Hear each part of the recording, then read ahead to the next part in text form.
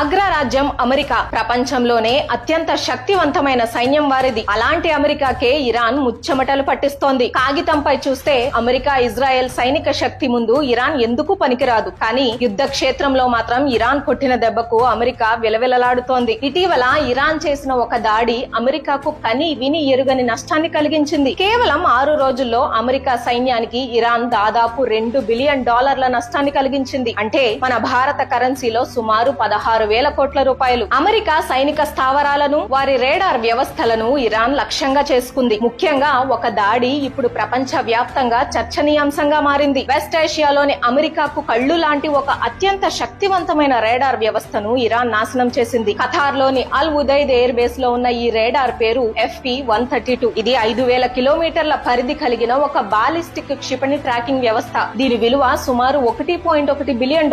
Iran ఆ radar ను పూర్తిగా ధ్వంసం చేశామని ప్రకటించింది. ఉపగ్రహ చిత్రాలు కూడా ఆ నిర్మాణాన్ని ఒక క్షిపణి ఛేదించినట్లు చూపుతున్నాయి. అమెరికా యొక్క అత్యంత కీలకమైన గూఢచార వ్యవస్థను నాశనం చేయడం ద్వారా ఇరాన్ ఆ ప్రాంతంలో అమెరికా కళ్లు పీకేసినట్టు అయింది. ఇరాన్ అమెరికాతో ముఖాముఖి యుద్ధం చేసి $కు ఖర్చు పెట్టి గెలవాలని ప్రయత్నించడం లేదు. అది సాధ్యం కాదని వాళ్లకు తెలుసు. కానీ ఇలాంటి తెలివైన వ్యూహాత్మక దాడులతో తక్కువ ఖర్చుతోనే అమెరికాకు భారీ నష్టాన్ని కలిగించవచ్చని ఇరాన్ నిరూపిస్తోంది. ఈ యుద్ధం మొదటి 6 రోజుల్లోనే